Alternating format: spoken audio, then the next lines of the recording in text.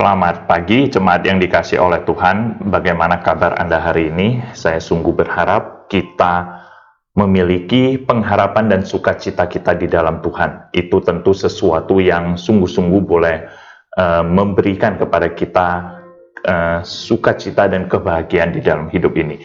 Mari kita sama-sama datang ke hadapan Tuhan, kita berdoa, kita menyatakan syukur kita, terima kasih kita atas segala sesuatu yang Tuhan sudah kerjakan dan Tuhan sudah berikan di dalam kehidupan kita. Mari kita sama-sama masuk di dalam doa. Kami datang ke hadapan-Mu Tuhan, kami harus bersyukur dengan segala sesuatu yang sudah Engkau pimpin dan sertai di dalam kehidupan ini. Kami hanya datang ke hadapan-Mu berharap Tuhan kiranya memberikan kekuatan pimpinan yang hanya daripada Tuhan untuk kehidupan ini. Bagaimana kami sungguh-sungguh mengerti apa yang sudah Tuhan kerjakan di dalam kehidupan kami. Tuhan, Kau sendiri yang boleh menolong, Kau sendiri yang boleh memampukan segala sesuatu yang boleh kami jalankan dan kami hidupi saat ini. Kami ingin serahkan itu semuanya ke dalam tangan-Mu, Bapak. Kami berterima kasih pimpinan-Mu, kami berterima kasih untuk segala sesuatu yang boleh Engkau nyatakan dan Engkau berikan bagi setiap kami. Sungguh kami bersyukur karena kami percaya bahwa terlalu banyak hal yang Tuhan kerjakan di dalam hidup kami, yang bahkan sebenarnya kami belum mengerti, kami belum memahami apa-apa, tetapi Tuhan sudah beberapa langkah di depan kami untuk mengerjakan dan mempersiapkan segala sesuatu yang ada. Terima kasih untuk anugerah-Mu, terima kasih untuk segala sesuatu yang Tuhan boleh pimpin dan sertai. Kami sungguh bersyukur untuk segala sesuatu yang Tuhan boleh nyatakan dan Tuhan boleh tunjukkan. Tuhan, kiranya Engkau sendiri yang terus-menerus boleh menyatakan kepada setiap kami bagaimana hidup kami yang seharusnya juga berespon atas anugerah yang sudah Engkau berikan. Seperti pagi hari ini, kami akan memulai hari kami dengan belajar kebenaran firman-Mu. Sekali lagi kami berharap Tuhan beranugerah. Sekali lagi kami berharap Tuhan memberikan hikmat penyertaan Tuhan. Karena itulah yang akan membimbing kami, itulah yang akan memberikan petunjuk di dalam hidup kami. Kami serahkan semuanya ke dalam tangan-Mu, Bapa. Kami sungguh bersyukur untuk anugerah-Mu, kami sungguh bersyukur untuk pimpinan yang hanya daripada Tuhan saja. Kami serahkan itu semuanya ke dalam tangan-Mu, Tuhan, Kau sendiri yang boleh menolong, memampukan setiap kami. Beri kami kekuatan-Mu, beri hikmat-Mu.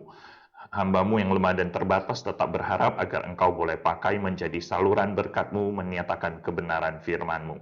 Kami serahkan semuanya ke dalam tangan-Mu, hanya di dalam nama anak-Mu Tuhan Yesus. Kami berdoa, kami memohon, dan kami berserah. Amin.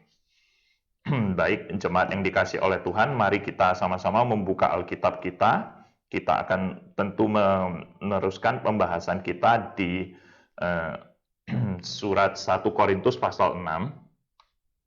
Surat 1 Korintus pasal 6, kita akan membaca mulai dari ayat 12 sampai ayat ke-20. 1 Korintus pasal 6 ayat 12 sampai 20.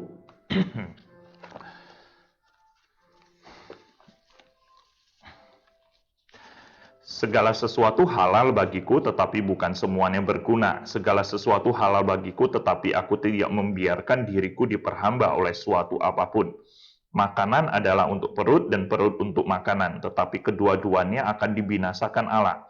Tetapi tubuh bukanlah untuk percabulan, melainkan untuk Tuhan, dan Tuhan untuk tubuh. Allah yang membangkitkan Tuhan akan membangkitkan kita juga oleh kuasa-Nya. Tidak tahukah kamu bahwa tubuhmu adalah anggota Kristus? Akan kuambilkah anggota Kristus untuk menyerahkannya kepada percabulan? Sekali-kali tidak. Atau tidak tahukah kamu bahwa siapa yang mengikatkan dirinya pada perempuan cabul menjadi satu tubuh dengan dia? Sebab demikianlah kata Nats, keduanya akan menjadi satu daging. Tetapi siapa yang mengikatkan dirinya pada Tuhan menjadi satu roh dengan dia. Jauhkanlah dirimu daripada percabulan. Setiap dosa yang lain yang dilakukan manusia terjadi di luar dirinya. Tetapi orang yang melakukan percabulan berdosa terhadap dirinya sendiri. Atau tidak tahukah kamu bahwa tubuhmu adalah bait Roh Kudus yang diam di dalam kamu, Roh Kudus yang kamu peroleh dari Allah, dan bahwa kamu bukan milik kamu sendiri, sebab kamu telah dibeli dan harganya telah lunas dibayar. Karena itu muliakanlah Allah dengan tubuhmu. Iya, kita sudah membahas kemarin gitu ya, dengan segala sesuatu yang sudah dibukakan, kita sudah membahas di bagian depan di dalam satu prinsip bahwa Rasul Paulus ingin menyatakan ini ya, tidak semua hal gitu ya itu bermanfaat. Tidak semua hal itu boleh memberikan kepada kita ini ya boleh memberikan kepada kita suatu kehidupan eh, yang bebas untuk Tuhan, yang untuk Tuhan gitu ya. Itu yang seharusnya kita pahami. Ya, maka di dalam bagian ini gitu ya, maka di dalam bagian ini kita akan meneruskan pembahasan dengan kita mengerti prinsip seperti itu, bagaimana kita harus mengerti hidup yang untuk Tuhan itu. Lalu Rasul Paulus mulai menyatakan tentang bagaimana gitu ya, sebuah problem ya di dalam kehidupan jemaat di Korintus tentunya waktu itu, dan itu tentu kita bisa pakai di dalam kehidupan kita sehari-hari, bahwa sesuatu yang kita harus lihat bahwa prinsip seperti itulah yang kita harus pahami ya di dalam satu kaitan gitu ya. Prinsip itulah yang harus kita pahami di dalam satu kaitan bagaimana kita melihat ini ya dosa percabulan gitu ya. Dosa percabulan ya. Maka Rasul Paulus gitu ya, sebenarnya dia mengatakan di ayat 14 ya. Allah yang membangkitkan Tuhan akan membangkitkan kita juga oleh kuasanya. Ya, akan membangkitkan kita. Dan maksud dari membangkitkan itu gitu ya, itu punya kaitan dengan tubuh yang sedang dikatakan. Ya, tubuh yang sedang dikatakan oleh Rasul Paulus di Abai itu ayat 13 maupun juga nanti mulai dari ayat 15 sampai ayat 20-nya. Ya, ada kaitan ke sana. Ya, membangkitkan kita itu dengan tubuh. Ya, maka kalau pengakuan iman rasuli juga ada kebangkitan tubuh. Ya, itu menjadi satu isu yang sangat ini ya, sesuatu isu yang kita harus bisa lihat bahwa menjadi concern. Perdebatan teologis katakanlah ya, perbedaan pandangan tentang pengajaran itu menjadi sesuatu yang sangat jelas ya. Concern itu sesuatu yang sangat jelas. Maka gitu ya, Rasul Paulus dengan sangat jelas menyatakannya. Ya, maka rasul-rasul waktu mereka menyusun pengakuan iman itu gitu ya, ataupun katakanlah ya murid-murid dari para rasul yang coba menyusun ya sebuah rangkaian pengajaran rasul yang paling penting, maka mereka memasukkan isu kebangkitan tubuh ini menjadi sesuatu yang sangat penting. Ya, kebangkitan tubuh ini menjadi sesuatu yang sangat penting. Dan kita harus bisa lihat bahwa Rasul Paulus dia melayani sebagian besar gitu ya. Walaupun ada orang-orang Yahudi di sana ya di dalam pelayanan dia gitu ya. Tetapi kita harus tahu bahwa orang-orang Yahudi itu bukan orang-orang Yahudi yang sedemikian rupa gitu ya, punya latar belakang Yudaisme yang sangat baik dan seterusnya. Enggak. Kenapa? Karena itu mereka hidup di perantauan sudah. Ya, kita tidak tahu itu hidup sudah berapa lama. Ya di sekitar Makedonia gitu ya, itu ini Korintus gitu ya, nanti yang di Tesalonika gitu ya, wilayah-wilayah pelayanan Rasul Paulus itu semuanya adalah wilayah-wilayah yang memiliki dampak budaya dari Yunani ya dan juga Roma gitu ya, Greco-Roman ya, Greco-Roman. Ya, itu adalah budaya-budaya gitu ya. Itu adalah budaya-budaya yang mempengaruhi kehidupan jemaat saat itu. Ya, dan salah satu yang sangat ini ya, sangat menonjol di sana adalah bahwa bagaimana orang-orang yang mendapatkan pengaruh budaya seperti itu memiliki sebuah pendapat bahwa gitu ya, bahwa yang perlu dipelihara, yang perlu dijaga itu adalah jiwa. Ya, lalu jiwalah yang berurusan dengan Tuhan. Sedangkan tubuh itu tidak, tubuh itu najis, tubuh itu kotor. Ya, inilah gambaran-gambaran, ya, inilah gambaran-gambaran yang dibukakan gitu ya, untuk kita pahami bersama-sama bagaimana Rasul Paulus mengatakan enggak loh. Tubuh dengan jiwa itu sama-sama berharganya, sama-sama bernilainya, sama-sama bermakna di hadapan Tuhan. Ya, maka dari itu Rasul Paulus mengatakan bagaimana Tuhan juga untuk tubuh. Ya, Tuhan juga untuk tubuh. Ya, ini menjadi sesuatu yang kita harus bisa lihat, kita harus bisa pahami bersama-sama bagaimana itu dilakukan ataupun itu dijalankan. Ya, karena Tuhan untuk tubuh gitu ya, tubuh juga untuk Tuhan. Ya, untuk bisa menyatakan apa? Tubuh yang dipahami oleh mereka yang tidak percaya, tubuh yang dipahami oleh orang-orang yang tidak pernah mendengarkan Injil yang adalah kotor, najis, dan segala macam. Di hadapan Tuhan tidak. Itu adalah kudus. Dan itu nanti akan dibangkitkan. Itu nanti akan dibangkitkan.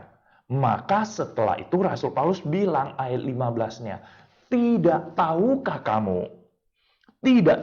kamu bahwa tubuhmu adalah anggota Kristus? Gitu kan? Akan kuambilkah anggota Kristus untuk menyerahkannya kepada percabulan? Sekali-kali tidak.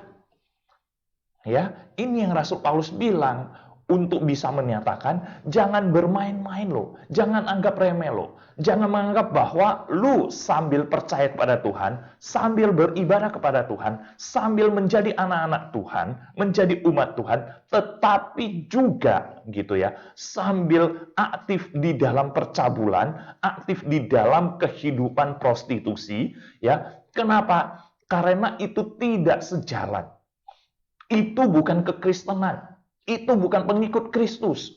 Pengikut Kristus itu adalah keseluruhan hidupnya, keseluruhan keberadaan dirinya, itu untuk Tuhan. Ya, kalau agama-agama yang lain, kalau kepercayaan yang lain itu iya. Ya, jadi tidak terpisah, tidak bisa dipisahkan. Ya, tidak bisa dipisahkan. Maka ayat 16 sampai 18 Rasul Paulus ngomong dengan sangat jelas, yaitu apa? Jangan bermain-main di sana, jangan kamu anggap remeh di sana, gitu ya. Karena waktu kamu melakukan percabulan itu, waktu engkau datang ke prostitusi, ke rumah bordil itu, lalu engkau melakukan persetubuhanmu dengan wanita penghibur itu, maka engkau sedang mempersatukan dirimu. Karena itu tidak main-main. Itu bukan sesuatu yang bisa menjadi sesuatu yang diremehkan di sana. Aktivitas seksual itu hanya boleh dilakukan oleh suami dan istri yang mana sudah dipersatukan di dalam Tuhan. Ya, maka tidak bisa, kita tidak mungkin, kita tidak boleh mempermainkan itu. Ya, saya pernah melayani beberapa orang yang anak Tuhan apa segala macam, intinya akhirnya adalah ternyata dia menjalankan kehidupannya itu dengan sangat tidak kudus gitu ya. Dia merasa dia bisa menikmati percabulan itu, prostitusi itu sedemikian rupa. Lalu dia tinggal ngomong dengan sangat mudah, enggak lah Pak gitu ya. Kan kita gak usah pakai hati. Yang penting adalah bagaimana kita menikmati tubuh perempuan itu, udah selesai. Gitu ya, gak usah pakai hati, gak usah pakai emosi, gak usah pakai apa. Cukuplah itu. Jadi bagi dia itu adalah aktivitas tubuh. Tapi saya kasih tahu ke dia, cuma masalahnya adalah hidupmu tidak bisa terpecah-pecah seperti itu. Hidupmu tidak bisa engkau bagikan seperti itu. Karena aktivitas fisik doang, maka itu tidak ada kaitan dengan hati yang di dalam. Ini yang Rasul Paulus bilang, tidak. Nggak bisa itu, nggak ada itu. Waktu engkau tidur bersama-sama, melakukan aktivitas seksual, engkau bersatu dengan dia. Engkau bersatu dengan dia. Ya, engkau bersatu dengan dia. Maka konsekuensinya adalah bahwa tubuhmu yang sudah ditebus itu, Tubuhmu yang seharusnya menunggu tentang pengharapan akan akhir zaman kebangkitan itu nanti, sekarang adalah apa? Engkau serahkan kepada percabulan. Engkau lakukan itu justru untuk apa? Apa ya? Prostitusi, dan itulah yang tidak bisa. Itu yang Rasul Paulus bilang tidak. Itu namanya mengikatkan dirinya. Maka ayat 17 ya penting ya. Siapa yang mengikatkan dirinya pada Tuhan menjadi satu roh dengan Dia. Satu roh. Ya, jadi seharusnya kita yang sudah ditebus, kita kan sudah dipersatukan di dalam Tuhan. Kita menjadi anggota tubuh Kristus bersama-sama. Lalu sekarang, ya, tahu gak bagaimana kita hadapi bahwa kita justru tubuh yang sudah untuk Kristus itu, tubuh yang sudah untuk Tuhan itu, kita ceburkan lagi ke dalam dosa. Kita bawa lagi itu untuk boleh menikmati dosa. Celakalah kamu. Ya, itu tidak ada komprominya di sana. Tidak ada sesuatu yang kamu bisa anggap bahwa sesuatu hal yang remeh. Tidak. Tidak. Persetubuhan yang kamu lakukan yang bukan untuk pasanganmu yang sah, pasangan ini ya, yang dipersatukan melalui pernikahan itu, ya, maka itu adalah percabulan. Itu adalah percabulan. Ya, jangan menganggap remeh itu. Jangan menganggap bahwa itu menjadi sesuatu yang sangat mudah untuk dikesampingkan. Maka Rasul Paulus bilang, tidak tahukah kamu? Waktu ngomong tidak tahukah kamu, berarti Rasul Paulus berasumsi bahwa mestinya lu orang sudah tahu. Saya sudah pernah ajarkan kepada kalian. Itu kata-kata tidak tahukah kamu. Berarti di dalam pemikiran Rasul Paulus mengharapkan ataupun Rasul Paulus berasumsi gitu ya. Mestinya gitu ya, jemaat-jemaat ini sudah tahulah apa artinya kekudusan hidup di hadapan Tuhan. Apa artinya kekudusan badani dia di hadapan Tuhan. Itu seharusnya sudah tahu. Ya, maka Rasul Paulus ingatkan. Ya, tubuhmu itu adalah anggota Kristus. Anggota tubuh Kristus.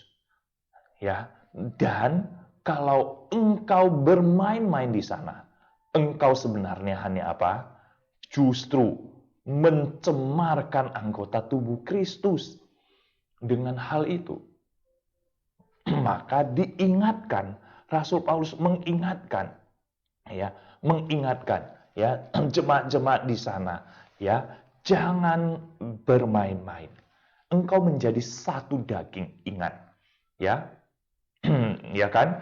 Di Kejadian pasal 2 waktu pernikahan antara Adam dan Hawa. Ya, Kejadian pasal 2 ini ya. Kejadian pasal 2 pernikahan Adam dan Hawa ayat 24. Sebab itu seorang laki-laki akan meninggalkan ayah dan ibunya dan bersatu dengan istrinya sehingga keduanya itu menjadi satu daging. Dipersatukan menjadi satu daging. Dan bayangkan kalau Anda justru ya menganggap remeh ini, ya, lalu Anda bermain-main dengan kebebasan kehidupanmu, Anda bermain-main dengan dosa, lalu Anda meremehkan ya semua tindak tandukmu yang sedang engkau kerjakan itu, gitu ya, maka itu menjadi sesuatu yang begitu menyedihkan. Benar, sangat-sangat menyedihkan. Karena engkau sedang mempersatukan tubuhmu dengan orang-orang yang tidak percaya. Mereka-mereka yang memang hidupnya tidak kudus. Lalu engkau mempersatukan dirimu di sana. Ya, itulah yang saya benar loh. Saya hidup sampai dengan sekarang, dengan usia saya sekarang gitu ya. Saya tidak pernah habis pikir. Sejak dari saya sudah mengerti gitu ya, akan ini ya, akan ini aktivitas seksual gitu ya, sejak dengan saya mengerti itu mungkin sekitar pas aku kuliah lah ya, sekitar itu gitu ya, sampai dengan sekarang saya tidak pernah mengerti, tidak pernah habis pikir gitu ya, dengan orang-orang yang dengan begitu mudahnya telanjang di hadapan orang lain yang bukan siapa-siapa. Saya gak habis pikir loh, benar. Saya benar-benar gak habis pikir loh. Ya, ini menjadi sebuah perenungan saya ya. Saya merasa ini ya, karena saya pernah kerja di satu pabrik, kerja di pabrik ya. Sebelum saya kuliah kan saya kerja dulu ya. Saya kerja di pabrik. Intinya pabrik itu ada inilah ya, beberapa tenaga kerja asing ya. Eh, jadi warga negara asing gitu ya, para pekerja asing itu dari Malaysia, dari Hong Kong gitu ya, yang mana mereka bertugas itu per 4 bulan atau per 6 bulan ya, saya agak lupa gitu ya, untuk inilah ya, untuk bantu mulai dari manajerial dan segala macamnya ya, tenaga ahli lah ya intinya ya. Ya lalu setiap weekend gitu ya, mereka itu tidak di asrama. Kan kita tinggal sama-sama di ini ya, di asrama lah ya kalau bahasa itunya ya. Jadi kita sama-sama punya satu gedung gitu ya, yang mana kita punya asrama gitu ya. Lalu mereka setiap weekend tuh mereka pasti keluar gitu ya, mereka tidak di asrama gitu ya. Jadi satu kesempatan intinya adalah saya nanya ke teman gitu ya. Ini mereka-mereka tiap weekend itu pergi gitu ya, apa segala macam. Sebenarnya pergi kemana sih gitu ya. Lalu teman-teman saya yang lebih senior, yang juga lebih tahu gitu ya. Lu kayak ginian juga perlu ditanya. Terus sudah weekend loh, nggak ada tugas apa-apa. Lalu mau pergi kemana gitu ya. Ya itu, ya dia pergi ke inilah gitu ya, prostitusi. Lalu di sanalah mereka mulai dari Sabtu siang itu gitu ya sampai kepada hari Minggu malam itu di sanalah mereka berpesta seks dan segala macamnya. Lalu saya nggak berani komen apa-apa, saya hanya senyum kecut saja ke teman-teman gitu ya. Tetapi di dalam hati saya langsung berpikir, gila gitu ya. Itu kan mereka rata-rata sudah di tempat mereka masing-masing itu mereka sudah punya keluarga, punya anak gitu ya. Ya, lalu nggak tahu malu kah, nggak merasa malu kah dengan mereka menjalankan kehidupan seks bebas seperti itu? Ya, kalau saya gitu ya, suruh saya ini ya, tidak berpakaian di hadapan orang lain, saya akan malu sekali. Ya, itu loh, baru ngomong tentang ini, belum lagi ngomong tentang aktivitas seksual. Ya, maka benar loh, saya nggak habis pikir loh dengan orang-orang yang bisa menjalankan itu, bahkan mengatakan dengan begitu ringannya, remehnya nggak usah pakai hati pak, nggak usah pakai emosi, gitu ya. Yang kayak gini itu saya langsung tegur, ya, saya langsung tegur. Saya mengatakan lu nggak bisa loh hidup terpisah-pisah kayak gitu, itu benar-benar nggak bisa loh. Nggak ada loh, nggak hidup itu nggak bisa dijalankan dengan cara seperti itu loh. Ya, ya, dan gitu ya, kita harus tahu bahwa nggak mungkin kan gitu ya, nggak mungkin kan kita, oke, saya jalin relasi gitu ya, saya bina relasi, saya nggak pakai hati, lalu lu mau pakai apa? Mau pakai apa? Ya, nggak bisa. Hidup kita itu utuh, satu, menyatu. Maka itulah yang Rasul Paulus bilang, ini nanti yang akan dibangkitkan nanti. Ya, nanti. Ya, berdasarkan ayat-ayat seperti ini, ataupun berdasarkan pengertian-pengertian seperti ini, ada beberapa gereja yang bahkan akhirnya ya menarik itu sedemikian jauhnya untuk mengatakan di dalam kaitan, maka orang Kristen itu gak boleh kremasi. Kenapa? Karena nanti akhir zaman Tuhan Yesus datang kembali, itu akan dibangkitkan bersama-sama. Ya, tapi itu sih terlalu spekulatif kalau kita ngomong sampai ke sana. Bukan masalah, oh kalau gitu pengharapan kita nggak sampai akhir zaman. Bukan. Kita harus tahu tubuh yang Tuhan ciptakan ini, Tuhan sudah ngomong dari debu akan kembali menjadi debu. Ya, itu kita tidak bisa sangkali karena fakta dosa. Ya, maka dari itu yang dibangkitkan Tuhan itu nanti apa? Jiwa kita dengan tubuh yang baru, dengan tubuh kemuliaan itu. Jadi bukan tubuh yang ini, yang sekarang ini, yang nanti dibangkitkan. Ya, itu juga kebablasan pengertiannya. Itu juga ini ya, ada spekulasi di dalam pengertian seperti itu. Ya, maka Rasul Paulus bilang, dosa prostitusi itu adalah dosa yang sangat mengerikan. Kenapa? Karena itu terjadi di dalam dirimu, di dalam tubuhmu. Ya, dosa percabulan. Anda mau ngomong ya, tindakan-tindakan. Kalau bahasa kita sekarang mungkin tindakan yang kriminal lah ya, kayak mencuri, merampok, gitu ya, membunuh dan segala macam. Itu adalah kita kerjakan di luar dari tubuh kita, terhadap sesuatu, terhadap orang lain. Tetapi waktu kita terjebak, lalu kita ada di dalam percabulan, kita ada di dalam sebuah ini ya, kehidupan yang menikmati prostitusi, itu kita kerjakan di dalam diri kita sendiri. Di dalam diri kita sendiri. Itulah yang dikatakan di ayat 18 itu. Ya, itu terjadi di dalam dirimu sendiri. Ya. Saya pernah melayani gitu ya. Ada satu pasang yang sangat khusus, ada satu pasang yaitu apa? Suami istri gitu ya. Mereka sudah menikah. Ya, 8 tahun. Ya, tetapi gimana? Ya, si suami menyampaikan ke saya bahwa si istri itu terus-menerus merasa trauma. Trauma apa? Trauma karena dulu mereka pernah melakukan hubungan seksual sebelum pernikahan. Ya, pernah melakukan hubungan seksual sebelum pernikahan, gitu ya, sedemikian rupa, lalu akhirnya feeling guilty kan. Ya, setelah feeling guilty, ini ya, setahun kemudian mereka langsung proses untuk menikah. Ya, mempersiapkan diri untuk menikah, ya, dan segala macam. Setelah menikah merasa ya udah gitu ya, maka itu tidak lagi menjadi aib dan segala macam.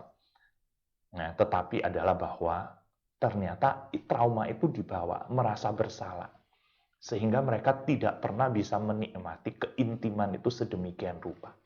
Dan karena itu gitu ya, dari analisa dokter gitu yang mengatakan, maka mereka mengatakan kami sudah nikah 8 tahun. Ya, jadi mereka menikah itu sangat muda loh waktu itu. 21 atau 22.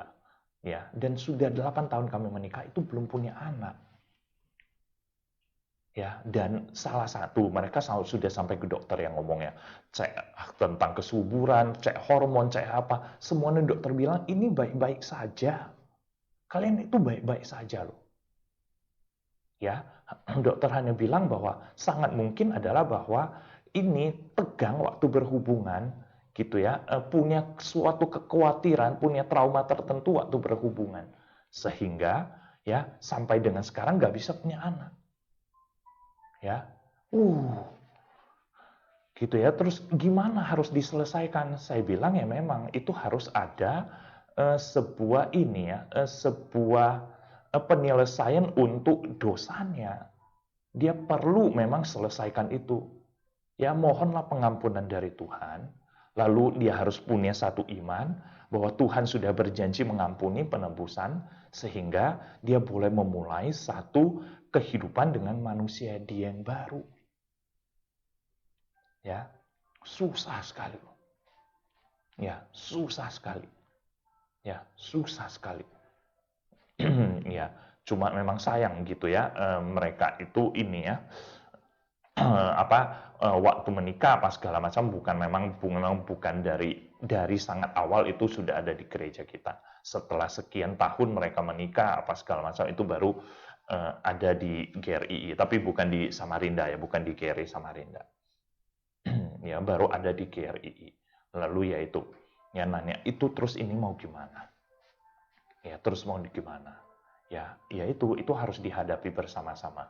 dan harus percaya, gitu ya, harus percaya bahwa dosa yang kamu lakukan memang benar, gitu ya, tetapi juga dosa itu bisa ditebus. Dosa itu sudah diselesaikan oleh Tuhan Yesus di kayu salib. Maka kamu harus bisa menerima dirimu, lalu kamu harus bisa melihat bahwa suami yang sudah diberikan, gitu ya, pasangan yang sudah diberikan, itulah yang harus dilihat di dalam satu rencana Tuhan, kehendak Tuhan. Ya, sehingga keluarga yang sudah dibangun ini seharusnya itu dibawa kepada Tuhan. Dan harus tahu, memang Tuhan kasih mandat untuk beranak cucu lah. Ya, untuk beranak cucu lah. Ya, ya, jadi ya itulah yang harus dipahami. Ya, ya, ya. Intinya adalah bahwa setelah itu ya, setelah dilayani apa segala macam, saya memang kita ini ya agak-agak ini setelah itu kan saya pindah pelayanan apa segala macam ya, mau 2 tahun nggak ada kontak gitu ya, waktu kontak bersyukur mereka sudah punya anak ya, bersyukur mereka sudah punya anak ya, ya, jadi pergumulan seperti itu ini nggak mudah loh ya, khususnya apalagi ya bagi orang-orang yang saleh, orang-orang yang mengerti hidupnya di hadapan Tuhan. Lu melakukan seperti itu gak gampang.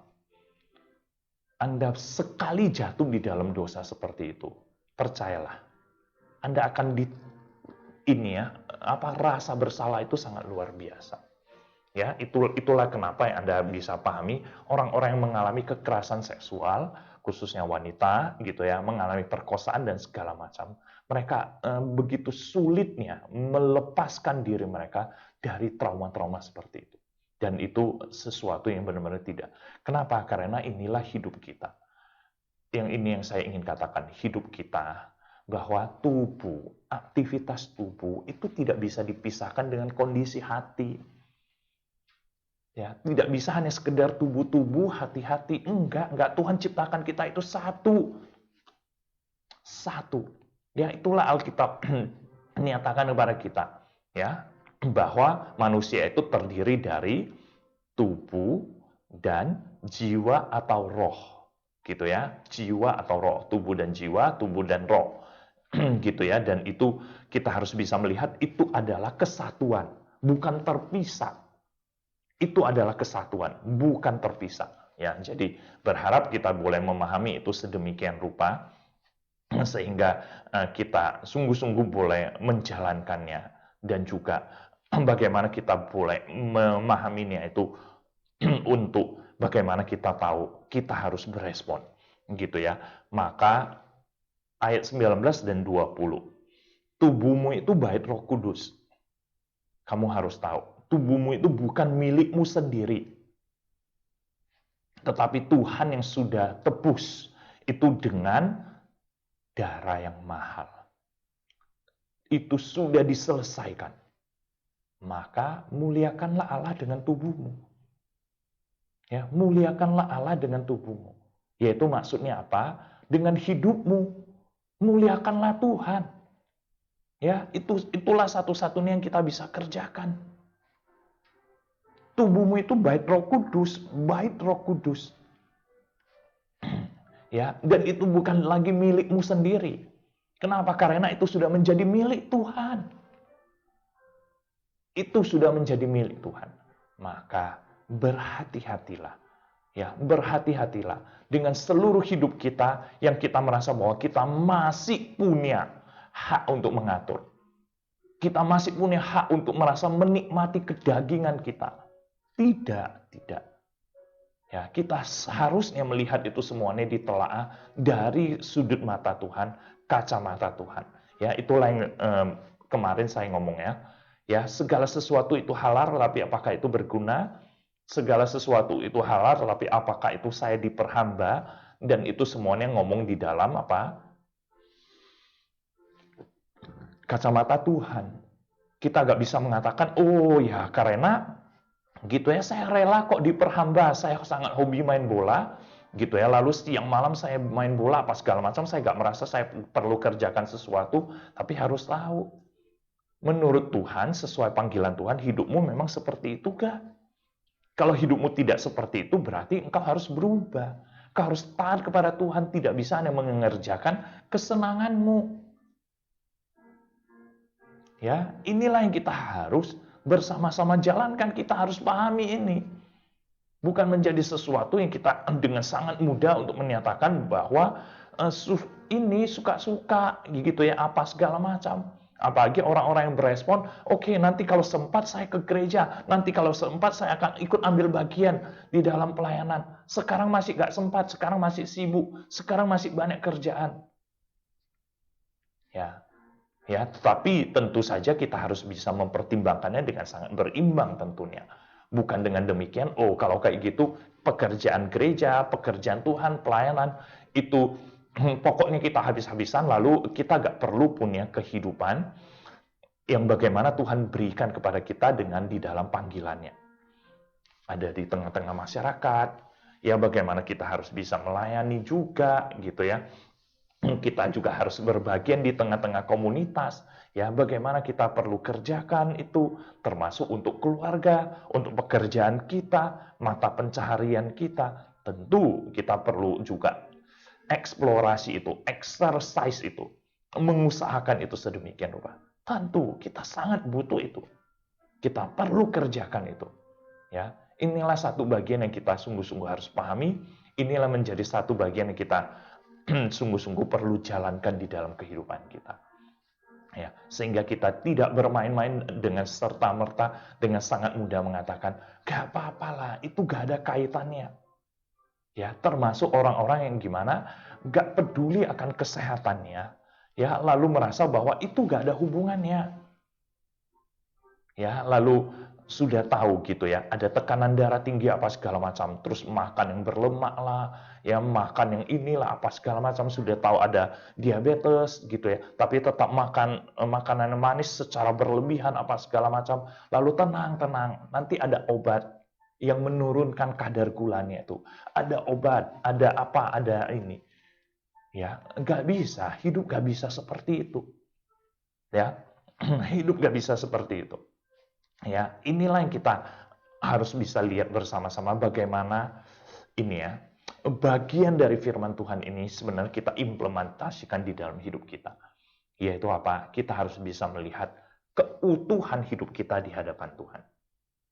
Kita tidak bisa terpecah-pecah. Kita bukan terbagi-bagi dengan segala sesuatu yang ada. Tidak. Tetapi semua keutuhan di dalam Tuhan. Di dalam Tuhan. Ya, lalu hal yang kedua adalah bahwa tubuh kita sudah ditebus oleh Kristus dan menjadi anggota tubuh Kristus di dalam Roh Kudus menjadi ini ya baik Roh Kudus di sana, maka di dalam itulah kita harus pahami bahwa kita harus hidup bagi Dia. Hidup itu bukan lagi milik kita sendiri, tetapi itu adalah hidup bagi Tuhan. Kita harus memuliakan Tuhan. Dua hal itu kita harus ingat terus-menerus. Ya, yang pertama adalah hidup kita, tubuh kita maupun juga jiwa roh kita itu adalah satu keutuhan. Tidak ada yang namanya terpisah-pisah. Hal yang kedua adalah apa? Bahwa tubuh kita sudah ditebus menjadi anggota tubuh Kristus. Tubuh kita adalah bait Roh Kudus. Dan gitu ya, kita harus hidup memuliakan Tuhan. Jadi tubuh ini bukan lagi menjadi milik pribadi kita. Tidak, itu menjadi miliknya Tuhan. Karena sudah ditebus oleh Tuhan. Dengan darahnya yang mahal. Dengan segala sesuatu hidupnya yang sedemikian dia kerjakan di dalam rencana keselamatan Tuhan. Ya, kiranya inilah yang boleh menolong kita, memampukan kita. Amin. Mari kita sama-sama berdoa. Bapa, kami harus bersyukur untuk kebenaran firman-Mu yang boleh kami renungkan. Kami sungguh bersyukur, berterima kasih untuk segala sesuatu yang Tuhan boleh bukakan dan Tuhan boleh nyatakan untuk setiap kami. Kami sangat bersyukur melalui pemahaman seperti inilah sekali lagi kami dibukakan begitu banyaknya kehidupan-kehidupan kami yang tidak seturut dengan kebenaran firman-Mu. Kami sangat berharap Tuhan beranugerah. Kami sangat berharap Tuhan memberikan kekuatan penyertaan yang hanya daripada-Mu. Kami serahkan itu ke dalam tangan-Mu hanya di dalam nama anak-Mu Tuhan Yesus. Kemudian mari kita sama-sama buka suara, kita berdoa, kita berespon untuk kebenaran firman Tuhan yang sudah kita dengarkan. Kiranya Tuhan sendiri yang boleh menolong memampukan kita. Mari kita sama-sama buka suara, kita berdoa. Bapa di dalam surga, kami datang ke hadapan-Mu, kami sungguh berdoa memohon dengan segala sesuatu yang Tuhan boleh bukakan dan Tuhan boleh nyatakan.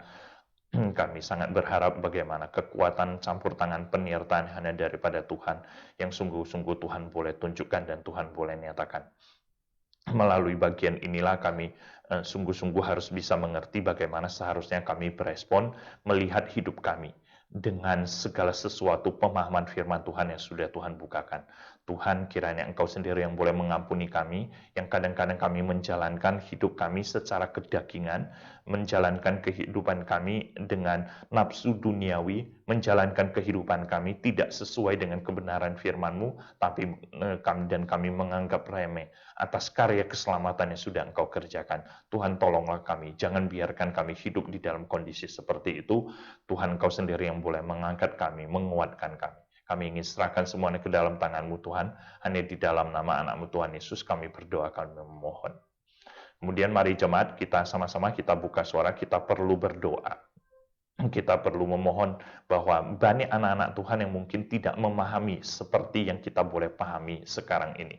Kita perlu doakan mereka, kita perlu memohon anugerah penyertaan Tuhan untuk mereka juga, sehingga mereka boleh mendapatkan pengertian ini dan mereka menjadi lebih bersungguh-sungguh dan berhati-hati di dalam hidup mereka untuk tidak menjalankan hidup di dalam dosa. Mari kita sama-sama buka suara, kita berdoa. Bapa, kami harus berdoa untuk begitu banyak anak Tuhan yang tidak mengerti akan hidup mereka sesungguhnya, dan mereka juga tidak mengerti kebenaran firman Tuhan yang baru saja kami dapatkan seperti ini, lalu mereka menjalankan hidup mereka dengan bermain-main. Mereka menjalankan hidup mereka sedemikian rupa dengan menikmati dosa, sengaja menceburkan diri mereka di dalam dosa. Tuhan, Engkau sendiri yang boleh menolong. Engkau sendiri yang boleh menguatkan itu. Kami sangat berharap campur tangan penyertaan yang hanya daripada-Mu, yang Tuhan boleh bukakan dan Tuhan boleh nyatakan. Sungguh kami hanya berharap bagaimana kekuatan penyertaan Tuhan yang Tuhan sungguh-sungguh tunjukkan dan Tuhan nyatakan. Kami sangat bersyukur, kami sangat berterima kasih dengan pemahaman yang boleh kami dapatkan. Tetapi kami perlu berdoa untuk anak-anak Tuhan yang mereka belum mendapatkan pengertian seperti ini. Bagaimana mereka boleh terima, bagaimana mereka boleh dapatkan. Kami ingin serahkan itu semuanya ke dalam tangan-Mu.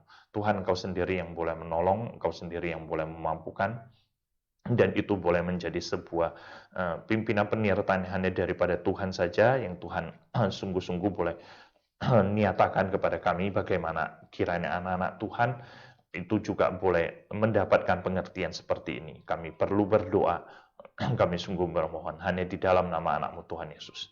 Kemudian mari kita sama-sama berdoa untuk setiap kita yang sudah mendapat pengertian ini, bagaimana kita boleh terbeban, lalu kita boleh melayani, kita boleh menjangkau mereka-mereka yang belum merasa penting hidup di dalam Tuhan, dan bahkan mereka yang belum percaya, untuk bagaimana kita ajak. Mari kita sama-sama buka suara, kita berdoa. Bapa, kami datang ke hadapan-Mu, kami sungguh berharap kekuatan campur tangan penyertaan hanya daripada-Mu yang Tuhan boleh bukakan untuk setiap kami di dalam kesempatan demi kesempatan bagaimana kami berinteraksi dengan orang-orang lain.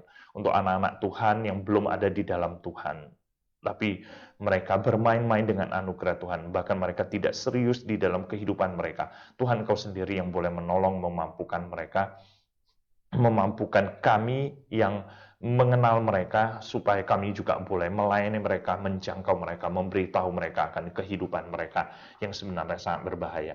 Tuhan, Kau sendiri yang boleh menolong. Terlalu banyak orang-orang di luar sana, Tuhan, yang tidak begitu peduli untuk beribadah kepada Tuhan, hidup bagi Tuhan, dan seterusnya. Tuhan, Kau sendiri yang boleh menolong. Bahkan kami sangat rindu jikalau Tuhan berkehendak, kami juga boleh melayani, kami boleh menjangkau mereka-mereka yang belum percaya, mereka-mereka yang belum mengenal Tuhan, agar mereka tahu, sehingga hidup mereka tidak menjadi sia-sia. Tuhan, Kau sendiri yang boleh menolong, memampukan. Kami sungguh berharap bagaimana kekuatan penyertaan yang hanya daripada Tuhan saja, yang Tuhan boleh tunjukkan dan Tuhan boleh nyatakan. Kami ingin serahkan itu semuanya ke dalam tangan-Mu. Engkau sendiri yang jauh lebih tahu bagaimana Tuhan, Engkau sendiri yang boleh bukakan semuanya. Kami ingin serahkan itu semuanya ke dalam tangan Tuhan. Melalui itu semualah kami datang ke hadapan-Mu, kami sungguh berdoa, kekuatan dan campur tangan hanya daripada-Mu. Hanya di dalam nama anak-Mu Tuhan Yesus kami sungguh berdoa, kami memohon dan kami berserah. Kemudian mari kita sama-sama, kita perlu buka suara, kita perlu berdoa, memohon anugerah penyertaan Tuhan, yang Tuhan boleh sungguh-sungguh nyatakan sekarang, yaitu hidup kaula muda sekarang. Bagaimana mereka secara khusus anak-anak Tuhan, kiranya mereka tidak terjebak jatuh ke dalam pengaruh duniawi, lalu mereka menjalankan hidup mereka tanpa Tuhan. Mari kita sama-sama buka suara, kita berdoa untuk pemuda-pemudi sekarang. Kami datang ke hadapan-Mu, kami sungguh berdoa kekuatan dan campur tangan hanya daripada-Mu. Tuhan, Engkau sendiri yang boleh menyertai pemuda-pemudi Kristen yang saat ini. Jikalau hidup mereka tidak beres, jikalau hidup mereka justru mempermainkan anugerah Tuhan, Tuhan kiranya ada kesempatan mereka dijangkau oleh Injil-Mu, ada kesempatan mereka disadarkan oleh kebenaran firman-Mu, ada kesempatan bagaimana mereka boleh kembali datang kepada Tuhan. Kami sungguh-sungguh datang ke hadapan-Mu, kami berdoa. Jangan membiarkan mereka terlalu jauh, Tuhan. Tuhan, jikalau Engkau berkenan memakai kami, kami sungguh datang ke hadapan-Mu, kami sungguh berdoa kekuatan campur tangan hanya daripada-Mu. Kami ingin serahkan semuanya ke dalam tangan-Mu, hanya di dalam nama anak-Mu Tuhan Yesus. Kami sungguh berdoa, kami memohon dan kami berserah. Kemudian mari kita sama-sama kita buka suara, kita perlu berdoa, kita perlu memohon anugerah penyertaan Tuhan untuk kekuatan yang hanya daripada Tuhan saja, yang Tuhan boleh nyatakan dan Tuhan boleh berikan juga untuk gereja-gereja. Kiranya gereja-gereja bisa melayani sedemikian rupa, mendapatkan kekuasaan dan kuasa yang hanya daripada Tuhan untuk melayani semua anak-anak muda, sehingga mereka-mereka boleh memiliki kehidupan yang beres di hadapan Tuhan. Mari kita sama-sama buka suara, kita berdoa. Bapa, kami juga sangat merindukan bagaimana gereja-gereja dengan peka, dengan mengusahakan perubahan dan hal-hal yang lainnya. Kami datang ke hadapan-Mu, kami hanya berharap bagaimana gereja-gereja boleh mendapatkan, memiliki itu semua di dalam pelayanan-pelayanan mereka kepada Tuhan. Kami ingin serahkan ke dalam tangan-Mu, kami sungguh berharap bagaimana Tuhan beranugerah menunjukkan kekuatan penyertaan yang hanya daripada-Mu untuk semua gereja. Kiranya Tuhan sendiri yang boleh berkenan memakai. Kami sungguh datang ke hadapan-Mu, kami berdoa, kami memohon hanya di dalam nama anak-Mu Tuhan Yesus. Kemudian mari kita sama-sama buka suara, kita berdoa untuk para church. Kita berdoa untuk komunitas-komunitas pelayanan yang bagi mahasiswa secara khusus, seperti Perkantas, seperti LPMI, kita doakan untuk bagaimana mereka juga boleh terus-menerus diberikan kekuasaan yang hanya daripada Tuhan untuk menjangkau, melayani, dan juga membina mahasiswa-mahasiswa yang ada. Mari kita sama-sama buka suara, kita berdoa.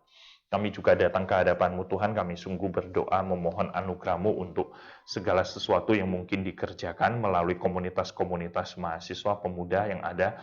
Tuhan, Engkau sendiri yang boleh menyertai Perkantas, LPMI, mungkin Navigator, ya, di dalam setiap PMK-PMK, Tuhan Kau sendiri yang boleh memimpin dan menyertai setiap mereka, sehingga mereka tahu bagaimana hidup demi hidup yang perlu diberikan dengan segala sesuatu yang ada. Tuhan, kami ingin serahkan semuanya ke dalam tangan-Mu. Sungguh kami bersyukur di dalam segala sesuatu yang ada. Tuhan, kami hanya berharap bagaimana Tuhan Kau sendiri yang boleh memberikan kekuatan penyertaan yang hanya daripada-Mu yang boleh Engkau tunjukkan dan Engkau nyatakan. Melalui itu semualah Tuhan, kami datang ke hadapan-Mu, kami sangat merindukan bagaimana Tuhan boleh menyatakan, bagaimana Tuhan boleh menunjukkan, dan Tuhan boleh membukakan bagaimana anak-anak Tuhan mestinya hidup seperti apa. Dan itulah yang boleh diberikan untuk mereka untuk menjangkau, melayani begitu banyaknya anak-anak muda yang menjalankan hidup mereka. Kami ingin serahkan semuanya ke dalam tangan-Mu. Sungguh kami berharap kekuatan-Mu. Sungguh kami berharap pimpinan penyertaan yang hanya daripada-Mu. Kami ingin serahkan semuanya ke dalam tangan-Mu Tuhan. Hanya di dalam nama anak-Mu Tuhan Yesus kami sungguh berdoa. Kami memohon. Kemudian mari kita sama-sama buka suara, kita perlu berdoa. Berdoa memohon anugerah penyertaan Tuhan untuk beberapa wilayah di Indonesia yang di luar Jawa khususnya untuk bagaimana ini ya, penanganan corona secara khusus kita perlu berdoa untuk Kalimantan Timur menjadi salah satu perhatian karena penyebaran corona yang begitu merebak kemana-mana. Mari kita sama-sama buka suara, kita berdoa.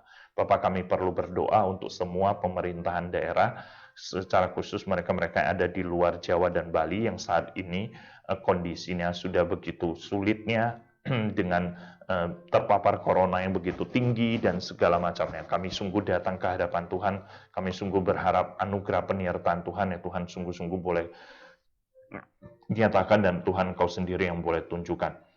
Kami sangat merindukan, kami sungguh berharap bagaimana Tuhan sendiri yang boleh memimpin dan menyertai. Begitu juga ada di Sumatera Utara, di Papua, di Sumatera Barat, juga di Riau. Ada 5 wilayah, ya, Kalimantan Timur, Sumatera Utara, Papua, Sumatera Barat, dan di Riau. Kami datang ke hadapan-Mu Tuhan, kami berdoa untuk semua pemerintahan-pemerintahan daerah.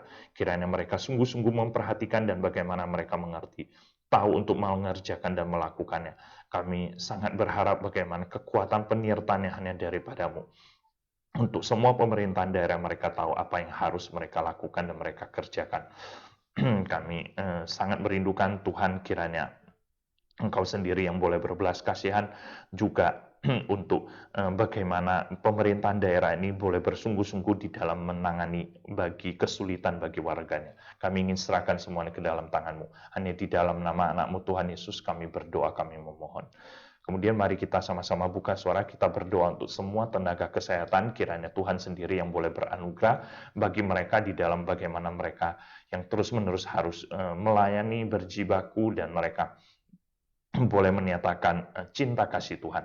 Mari kita sama-sama buka suara, kita berdoa. Bapak, kami harus berdoa untuk para tenaga kesehatan, secara khusus adalah dokter perawat yang menjadi anak-anak Tuhan saat ini. Mereka bagaimana mereka terus harus melayani, dan mereka bagaimana terus harus menjalankan panggilan mereka dengan sebuah semangat, gairah, sukacita untuk melayani, menyatakan cinta kasih Tuhan, dan namun di sisi yang lain bahwa mereka mungkin akan menjadi sorotan, di sisi yang lain juga mereka mungkin membawa diri mereka di dalam resiko demi resiko yang ada. Tuhan berilah hikmat-Mu, Tuhan berilah semangat-Mu, dan Tuhan boleh menyatakan sukacita-Mu. Kiranya mereka tetap boleh bersemangat, dan kami perlu berdoa untuk semuanya itu bagaimana mereka mengerjakannya, mereka melakukannya. Tuhan, Kau sendiri yang boleh memimpin dan menyertainya. Kami ingin serahkan semuanya ke dalam tangan-Mu. Kemudian mari kita sama-sama buka suara, kita berdoa untuk mereka-mereka yang menjadi tim pendukung yang ada di sekitar pelayanan medis ini. Kiranya Tuhan sendiri yang boleh memimpin menyertai. Mari kita sama-sama buka suara, kita berdoa. Kami juga perlu berdoa untuk mereka-mereka yang menjadi satpam, mereka-mereka yang menjadi mengurus di lapangan, di parkiran, lalu mereka-mereka yang menjadi tim teknis untuk operasional rumah sakit, lalu mereka yang ada di manajemen, mereka yang ada di sekitar di apotek, mereka-mereka juga yang di mungkin bagian laundry, di bagian catering. Tuhan, Kau sendiri yang boleh pimpin dan sertai bagaimana setiap mereka tetap mengerjakan tugas mereka, kewajiban mereka sedemikian rupa, dan Tuhan, Kau sendiri yang boleh menyertai. Jikalau ada di antara mereka yang adalah anak-anak Tuhan, bagaimana mereka juga boleh menjadi saksi Tuhan. Tuhan yang boleh pimpin dan sertai juga seluruh keluarga mereka. Sungguh kami berdoa, kami memohon hanya di dalam nama anak-Mu Tuhan Yesus, penebus kami dan juru selamat kami yang hidup. Bapa di dalam surga, kami harus bersyukur dengan segala sesuatu yang Tuhan boleh pimpin dan sertai kehidupan kami sedemikian rupa. Kami hanya berharap bagaimana kekuatan dan campur tangan Tuhan yang Tuhan boleh terus berikan untuk setiap kami. Kami bersyukur untuk streaming doa pagi yang kami boleh lakukan. Kami ingin serahkan semuanya ke dalam tangan-Mu, hanya di dalam nama anak-Mu Tuhan Yesus kami berdoa, kami memohon. Amin. Ya, jemaat yang dikasih oleh Tuhan, kita bersyukur untuk streaming doa pagi yang boleh kita lakukan pagi hari ini. Sungguh berharap firman Tuhan yang kita renungkan dan juga doa-doa syafaat yang kita naikkan itu boleh terus-menerus melatih kerohanian kita di hadapan Tuhan sehingga kita boleh hidup terus-menerus menggumulkan kehendak-Nya. Amin. Selamat beraktivitas, selamat berkarya, dan selamat menikmati hari libur Anda. Tuhan menyertai hidup kita semua. Amin.